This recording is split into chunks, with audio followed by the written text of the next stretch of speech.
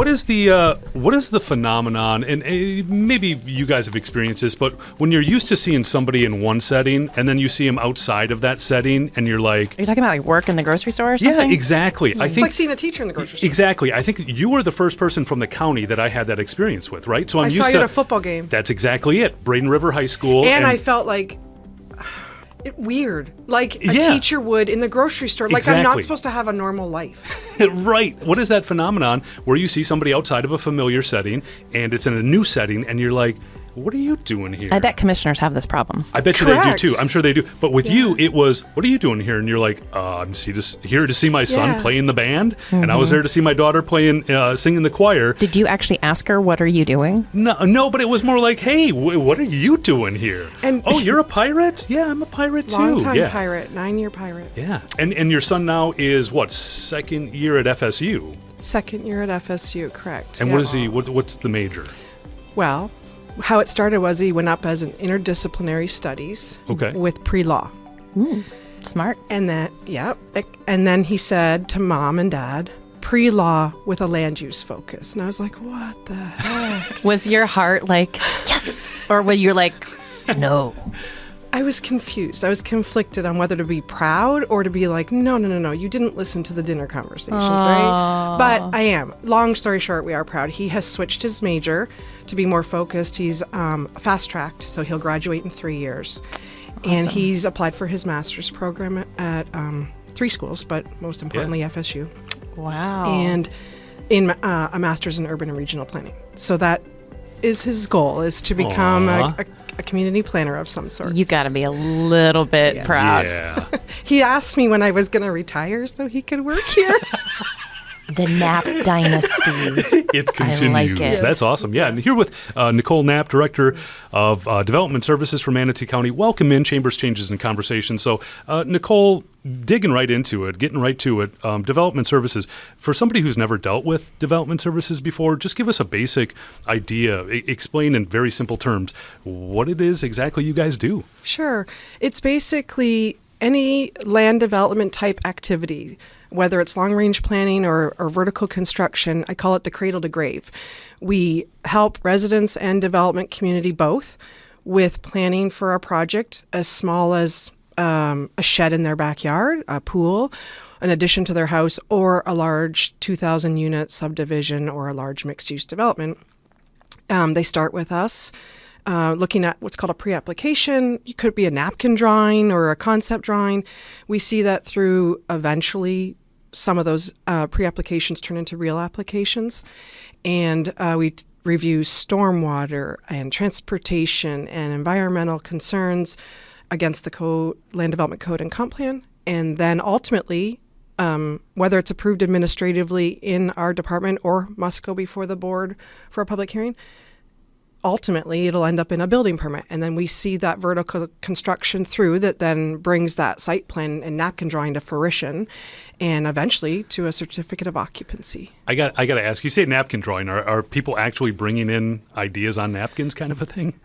You might think so sometimes. I mean, because we'll take, as much detail as they give us, then that's the better response and helpful responses we give them before they make a formal application. So some are a little bit more detailed. An engineer has spent time on those drawings, and others are a small business owner or a resident who's trying to get a basic concept across first, and they haven't hired anybody. Before they pay a lot of money. Correct. Yeah.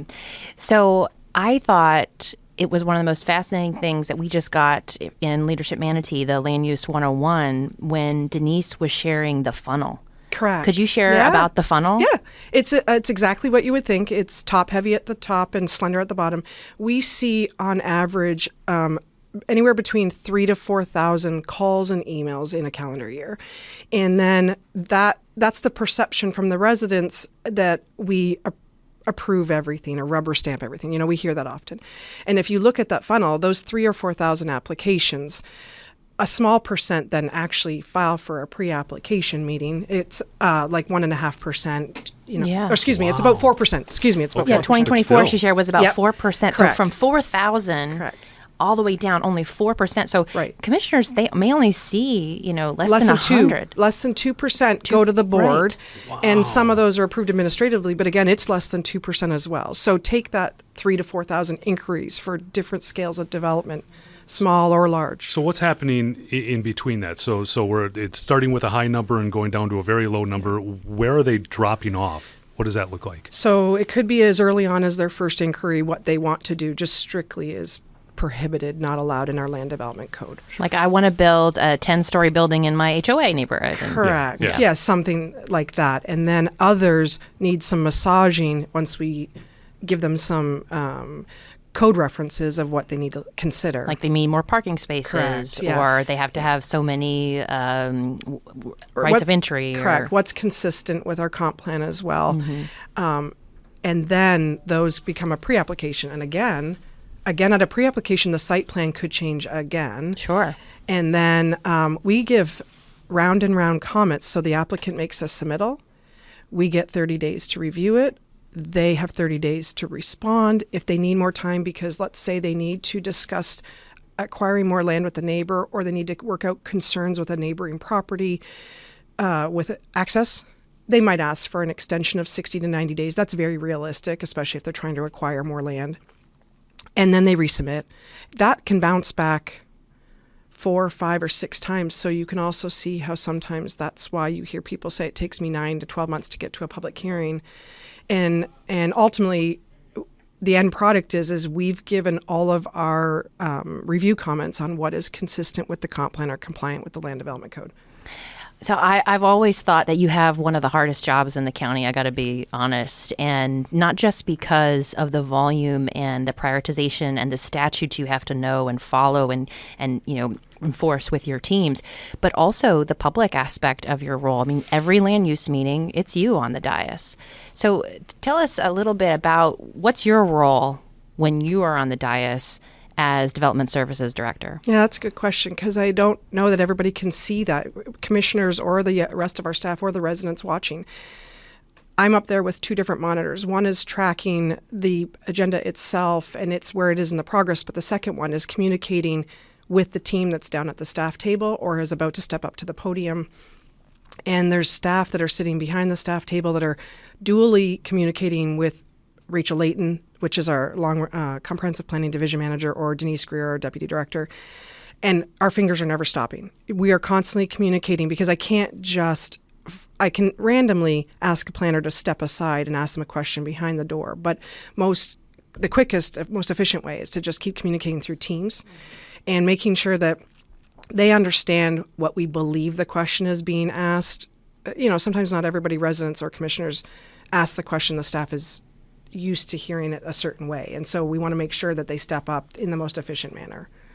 And in that, so what's your role? Because I think it's sometimes thought that you have a perspective or a bias, but really the commissioners are the one hearing the request. Correct. And you are there to make sure what's going on. Right. So whether it's me or our other subject matter experts, we have a subject matter expert for transportation planning, environmental planning. Like I said, Denise is our stormwater. She's our deputy director, but she also has all the engineering background. And then Rachel's a certified public planner. And so we are all confirming that the plans are consistent with code and comp plan. And we don't give recommendations, but we do present a very detailed staff report. And that staff report has to analyze how every aspect of the plan and the proposed use is consistent with the comp plan and the land development code. So our role is to guide the commissioners with any questions they may have. But ultimately, you can tell from a staff report if we believe the plan is not consistent, because we don't necessarily come out and say, we recommend denial, but we paint the findings of the facts to answer all these questions and aspects of the code and comp plan that you can tell from the analysis that it might not be consistent. The difficulty is define consistent. Right. Mm-hmm. Yeah, everybody's definition of what that is slightly different. Yeah. And you've been Director for Development Services since? Yeah, good question. 2.5 years. Yeah, 2.5 years. And you think about that. I mean, we've had some incredible decisions land use wise during your time. I mean, it's not a dull job, I would imagine, no? No, it's very exciting. I always say it makes for good dinner conversations. And one of the things that really put your team to the test was the 2024 hurricane season. I mean, my goodness, we saw a huge surge in rebuilding activity. Do you have an idea of how many permits development services issued during that time, all while handling your normal day-to-day Correct. as people were getting back into the swing of things? So the storms were at the end of September, Yep. and we didn't see instant applications for building permits to rebuild because we believe people had to work through insurance and contractors. And then the surge came at the very end of November, 1st of December, and we increased 100% overnight. And so we went from getting the 3,000 to 3,500 permits a year, which is our standard normal, to over 6,500 to 7,000 a month. And a month. That's insane. That's a month. So 100% increase. And we stayed steady through that all the way through roughly March, April. Wow. And by May, we saw that start to decline a little bit. Didn't decline completely, but we started to see where people had started to, those that were going to rebuild quickly did that. And I know you dealt with some complaints where residents were frustrated that maybe their addition or their fence wasn't getting approved, but you were dealing with like people without roofs. Right. So we have over 30,000 properties in a substantial flood hazard area, which means we had that many properties thereabouts with damage. And so we had to learn how to prioritize people's rebuilding, so getting them back in their home or their business. So the AC, the roofs, the electric, the plumbing, and while balancing new construction, because the Florida statute never allowed us to lax any of those reviews. And so we had to prioritize. We had to do what's called express permits for things that could be done in a 2-day turnaround. Again, your ACs and window roof repairs and replacements. And then prioritize the true rebuilding aspect permits. And then people's new pools, or a lanai or a carport, as much as that sounds hard to say, it wasn't as a priority as getting people back in their home. Of course. And what do you want the public to know, after that, your experience in 2025? Like, where are we now? Are we caught up? Are we still dealing with people not in homes? Like, what's the state of the state? We estimate that we have, around 200 to 250 properties that are still substantially damaged that people are not back in their homes completely. Wow. And, for some of us, that might be hard to appreciate because we don't see it every day, but 250 is a lot of people. Right. And they may not be in a hotel anymore, but they may be living with family members, or they found another place to rent while they rebuild their home. So these were homes that were considered or deemed substantially damaged? Correct. So either raising or elevating to modern day flood elevations are their options. There may be interior remodeling that falls under the 50% FEMA build back rule. Yeah. Maybe they just don't have the funds to do that this quickly. And I think that's when our team encountered you, when we were doing outreach for the substantial damage.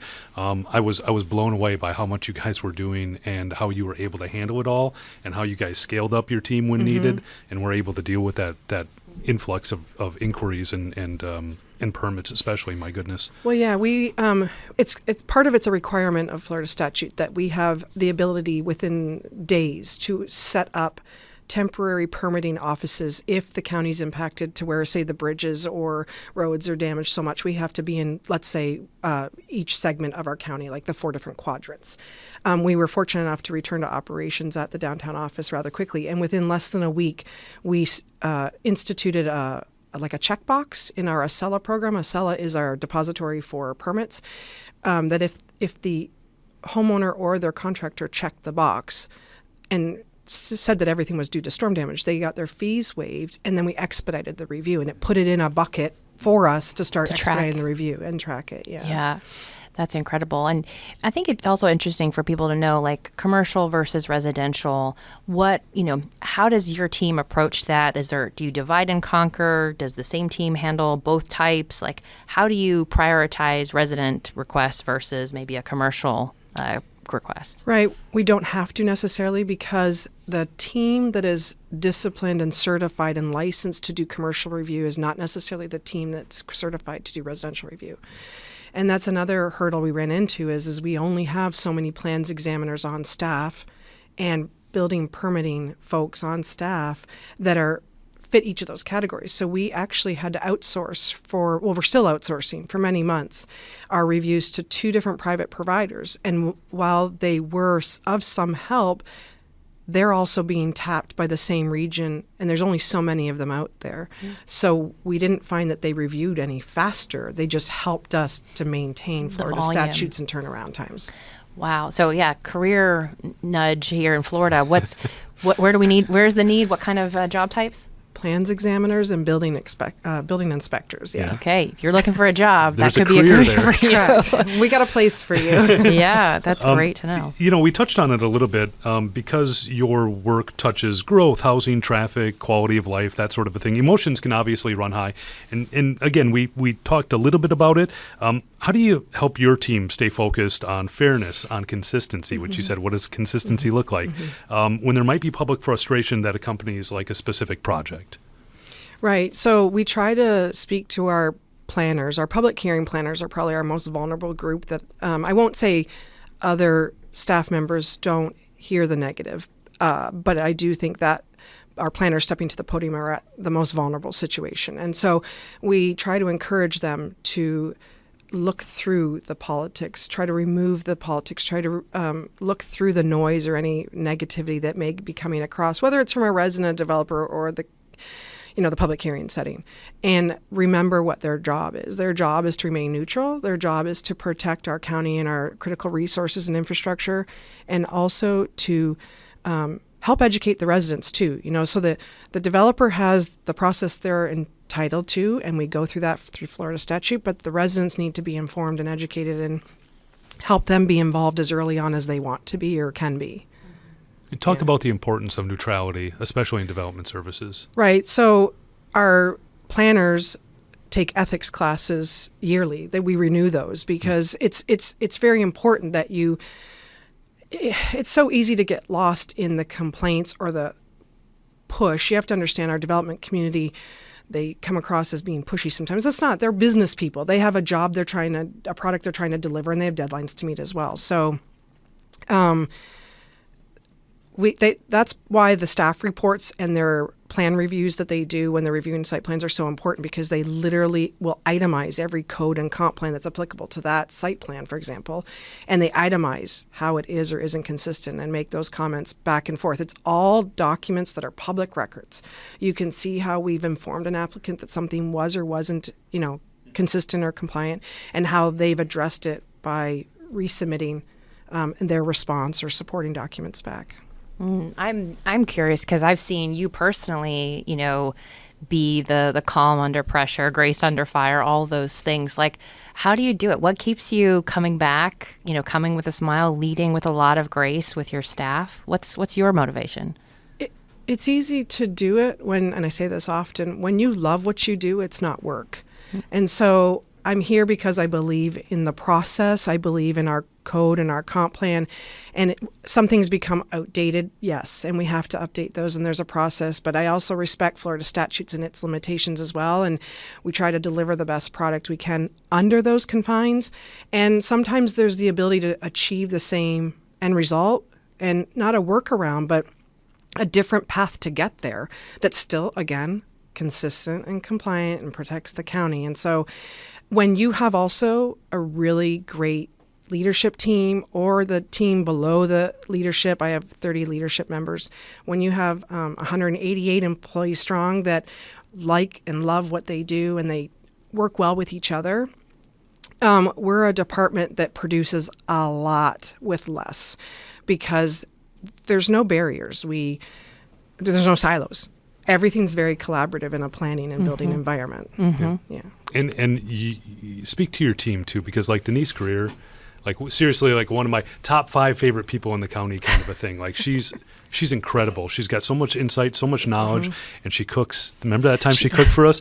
Oh man, it was right down here on too. I can't remember what we did. We helped you guys out in something, and she brought down this full spread. And she was like cooking stuff like in real. It was incredible. So speak to your team. Yeah, it might have been that you helped us with the substantial damage in the fall last year or winter, and then she cooked breakfast or lunch or. Yeah. That's how we get. That's how you get to everybody's heart, is with food. So Well, she Way to got go, to Denise. our hearts that day. Okay, I'm yeah. taking notes. I'm taking notes. Yeah. And so we quite often give out awards to the team. I have one pending now where we gave out an award in December, and the award was lunch prepared by Director Knapp. And so I'll set up a whole big banquet table and bring in whatever their menu is that they've asked for. And it's on their lunchtime. You know, it's right there in our office, but they get to bring their 5 closest friends or teammates, whatever. It could be from our department, it could be from another department. So, but yeah, again, when you have a leadership team, Denise, Stephanie Charles, our building official, Sean Baxter, and like Rob Wenzel's been around. They all have historical knowledge here. A recent addition 2 years ago this week was Rachel Layton. Again, not been with the county for more than 2 years, but 30 Incredible years knowledge. of working in the county, starting as an intern, working with our land development firms, law firms. And so, again, and they're just a team that works well with, if they don't know the answer, they go to the other one. They collaborate well. There's no egos. Yeah, your those team are really left at the isn't. door. We just don't have time for that. And it just makes you, I think, all the more admired because you all are such incredible subject matter experts, but at the same time, you're so available. I know all the questions I've had learning as a new director, all the people you just mentioned have made many, many hours of time for me to answer questions that probably they could have assigned or delegated to a junior staff member, but they made the time to make sure I knew what I needed to know. Yeah, and you made that talent available to other departments. Let's not forget Lacey Pritchard. That's right. Started in development Yeah, shout out services, Lacey. and we swiped her away from you as quick as we could, and now she's leading like me and our team. So you have a lot of talent there. You really do. Yeah.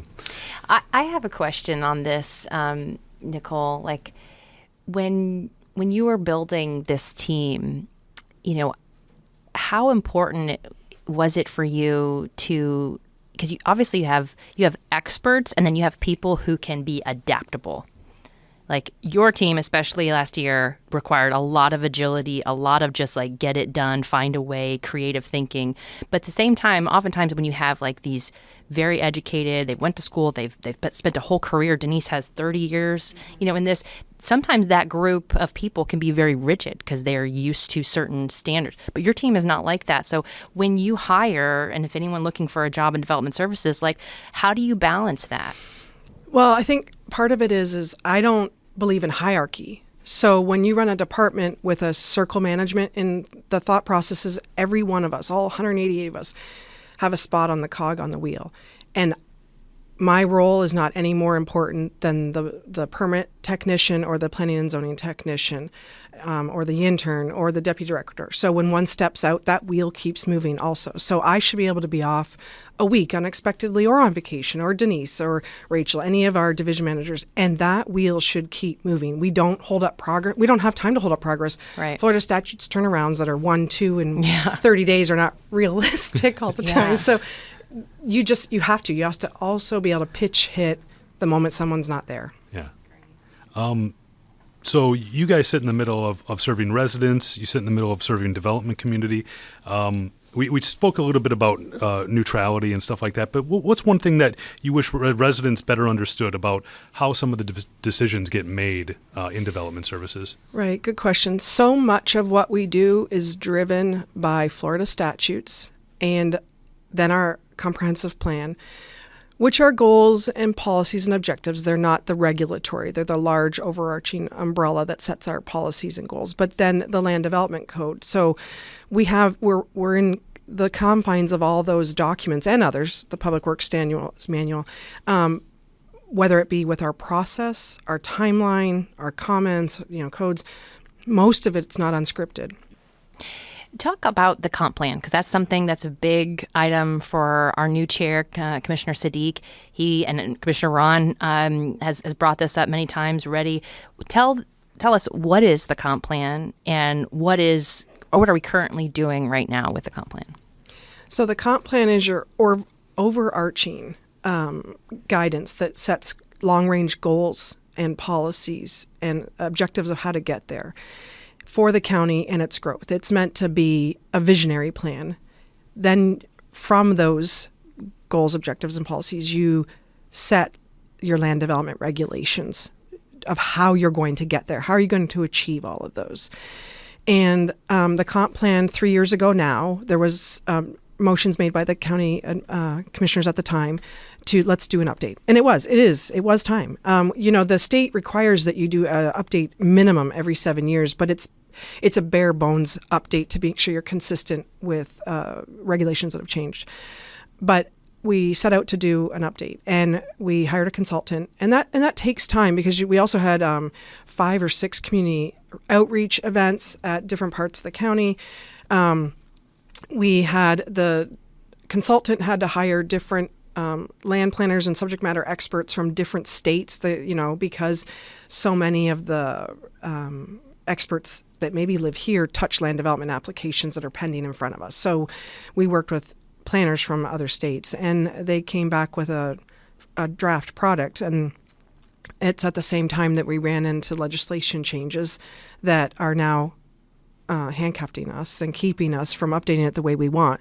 So when that happened, then we had to go back to the drawing board, if you will, and look at with our consultant, how could we get creative where we don't just put a Band-Aid on it. We can we get the best product we can get under the limits of the burdensome language, and also maybe make it more incentive-based. So that's what we've done. We went back, and that's why it's taken a little bit longer, because we had to go back to the drawing board again, look at every aspect of the elements that are in the comp plan. Anything we had suggested, we change. And now go back to, okay, this can be changed because Florida statute allows us and it's a requirement.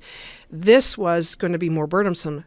Let's try to offer an incentive-based approach. And then we're not going to get the product we wanted 3 years ago, but we're going to get as close as we possibly can in the confines we have. And then you can also, there's nothing that prohibits you from updating your comp plan another year or two from now. So what's happening February 11th? February 11th, we're going to talk about hopefully this is the last final draft, because we're trying to seek adoption very quickly here this spring, summer.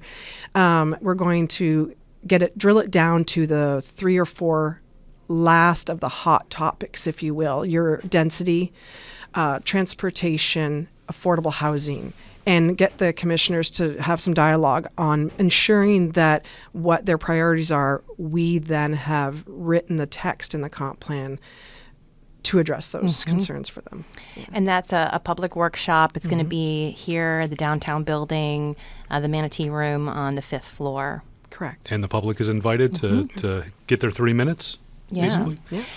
A lot of folks, I think, in talking with the comp plan, I think a lot of people in Manatee County feel that we're growing maybe faster than we can handle. When you hear that, what exactly do you think that they're reacting to most? The growing pains. Yeah. It's, as my husband tried to analyze it with me last night, he's like, it's kind of like when you go through middle school and high school. Like, you have to go through those growth spurts. And so if a county wants to grow and thrive and be a place that people want to, live, work, and play and visit, you have to grow. And that doesn't always mean rooftops. It can be commercial. It can be your parks. It can be your schools. All that infrastructure needs to grow. Otherwise, what are my kids returning to if we don't grow? And I selfishly, I'd like my children to come back home. That's right. And one did, and I'm hoping the other one does. So talk a little bit more about that, because another speaker I recently listened to said something like, you can't stop growth. You can only invite and maintain it, because if you try to stop growth, you are actually telling it to go elsewhere. Correct. Do you agree with that? I agree. And then so if you take the 44th Avenue expansion as an example, I moved here 10 years ago, and 44th barely went past east of 301. And now it goes all the way to miles and Range. miles and miles east, all the way to Lakewood Bornside. Yeah. But it took some, patiently waiting for that to progress. And now I drove it this morning, and they're planting trees in the median. It's a great ride, It's going to isn't look it? beautiful Yeah. when it's all finished. But it took some time to get there in segments. And so that project was initially brought up in 1968, I believe, and they called it the Road to Nowhere. Right. And, look at it now. it's not nowhere now. No, it's not. No, It's not. it is not. You touched on it a little bit, and you hear it often: smart growth, responsible growth. What does that actually mean in a place like Manatee County? Not in theory, but in practice. So I think smart growth means a lot of things to different people, and I think it's a term that's now become way overused. But really, it's about, you want a livable community. You want your community to be able to sustain. So you need that balance of the infrastructure. You need the commercial to support the rooftops, and you need the industry to support the rooftops, and you want your parks and roads and all your protection of your environment. You really want a community where you can grow here, and so you need a mix of those uses, and you need a transition of how it transitions from one use to the next, and you need a balance of housing dwelling types. I live in a community where we have 7 different types of home models, and so including all the way from apartments to what's considered a large home, 2,400 to 3,000 square feet, 7 different types of models. And that makes us a really rounded community, I think, because you need your townhomes, you need your duplexes, you need you your gotta have it. quadplexes, you need your single family homes. I agree with you. So one of the things that your team is responsible for is making sure that notices get put up and signs are put up and making sure that applicants abide by public notice. How would you advise citizens if they're like, hey, when do I get to provide my input? How would you guide them or advise them to, one, learn about new projects, but also where can they provide their feedback? Right. So not 100% of all the development requires a neighborhood meeting or goes to a public hearing. There's the certain developments that are permitted by right, and we review them in-house. But we have what's called a weekly development project list. It's on our website. And from there, so a resident there's 2 aspects. That's one of them. They can watch that, look for things that are in their area. And then a companion to that is also our GIS on our website, our GIS interactive maps, and there's a land development page. And then on that land development page is a menu off to the right, and it's called development projects. When you click it, the projects that have development approvals, or whether they be recent approvals past, or upcoming, they're red. And so again, you can look at the whole county. This is really helpful because now that is. I work at the county, my mom's like, Stephanie, what's this project across the street? I'm supposed to know every project. Right. She's like, is that an Aldi? Is that a grocery? I really need another grocery store. I want another Detweiler's. A Chipotle would be nice. Yeah, exactly. I'm like, Mom, I don't know. It's probably on the website. So I'm going to tell her to pull up the map. And it is, because I found, they were building the new dealership on 64 there, and I saw the fences go up. I'm like, what's going in? And then I looked it up, and it right on the, if you mymanatee.org and type in development services, it's right on the main page. So you can look at that map. So in that, and they will have information if there is public hearings, that'll have that in the project? Correct. It eventually populates the public hearing date once those are set. Once they're set, right. Yeah. So there's also a case planner that's assigned to every single project. So a resident is welcome to email or call that case planner and ask as general questions as they can. We can't get into a dialogue that could be more of an analysis that we were supposed to present at the public hearing. But it can be, what is coming? What's the square footage? What's the height? Do you know the uses? How come this was allowed? What's the zoning, and how's this different than the lot next door? Or how's this process different than another one that maybe they experience? So they can, as early on as a case manager is assigned, they can have dialogue with them and stay informed. And that case planner might say, look, we're projecting it's going to go to the Planning Commission in March and the Board of County Commissioners in April, but check back with me in 2 weeks or 3 or a month, and we'll know better then. And we have our next land use meeting on January 28th. Correct. So that agenda, when are those agendas published before the land use meeting? Well, that agenda is a little bit different, and the items were scheduled to be held January 8th, and the items were continued. So for the most part, traditional schedule would be that if an item goes to Planning Commission this Thursday, then within 3 weeks or so, it's appearing at the Board of County Commissioners. Now, that's assuming that the Planning Commission hears the item, didn't ask for a continuance, or that the applicant didn't ask for a continuance. Sometimes they have to bring back additional information. So if that's the case, the public is made aware that the item was continued, and it might not go then 3 weeks later in the following month. It's going to go in a month next later, month. yes. And we have an opening on the Planning Commission, correct? We do. I think that's being advertised now, and it's up until the 3rd or 4th of February. Yep. What does that look like? What do you look for in a planning commissioner? Somebody who has some general knowledge of real estate or land development, not a requirement, or they are maybe an engineer, whether they're currently active or retired, it doesn't matter to us, but some basic knowledge is really all. And we provide the list to the commissioners. Ultimately, the commissioners are the ones that take a vote at their hearings on who they would like to put in the next spot. And then the function of the Planning Commission is to just make recommendations to the board? Correct. They're a recommending land planning agency per the Florida statute. So they're a very vital part of that funnel. Correct. And they are asking or can ask, they're seeing the same staff report, same site plans, unless there's minor non-substantial changes between the two hearings, and it has to be minor. Otherwise, if an applicant has changes that are deemed substantial in any way and the Planning Commission didn't hear those, they have to go back to the Planning Commission. And that doesn't happen often, but it might happen once or twice a year with different projects.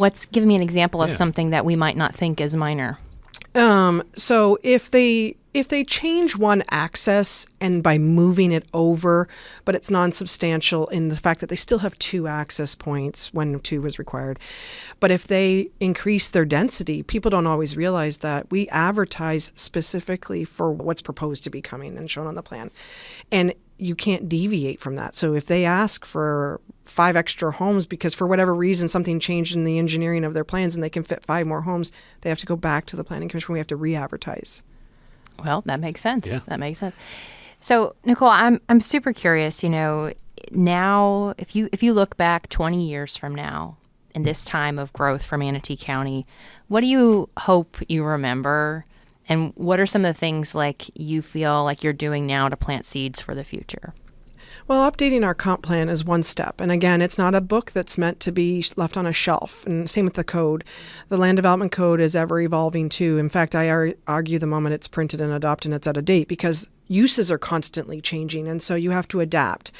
But if we can remain diligent to updates, whether that be every 2-5 years, whatever's appropriate, and then, and that whole term of smart growth, if we can plan for our infrastructure, plan for our parks, plan for our schools, as we project what we believe should be coming, and assuming that somewhat follows that projection, you can better plan for your capital improvement plan and the infrastructure that you need. And just from a visible standpoint for citizens, Parish Community Park and the new Hidden Harbor Park are great examples of that delay. How long has Parish been established and Lakewood Ranch been established?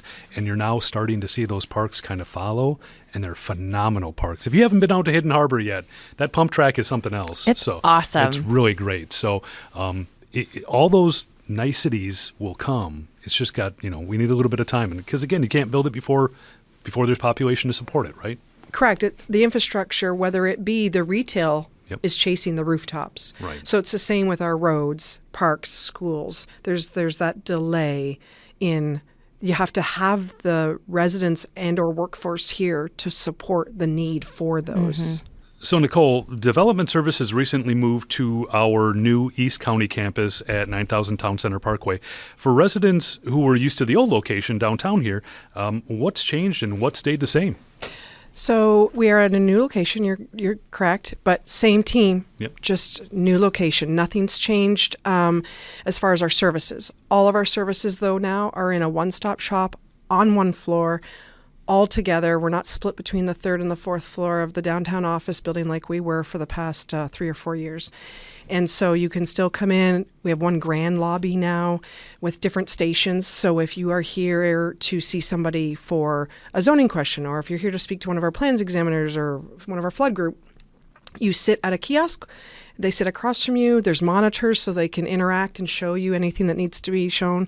And then, again, call additional support out to the lobby if need be. But we're a one-stop shop now, all at 9000 Town Center Yeah, and Parkway. you talk about accessibility. You walk in and you guys are directly to the Correct. left, like first stop on the left. Correct. Can't miss us. Can't miss it. And of course, any service that you would want to reach can still be accessed via the Acela online services portal as well. Correct. None of that has changed either. Yeah.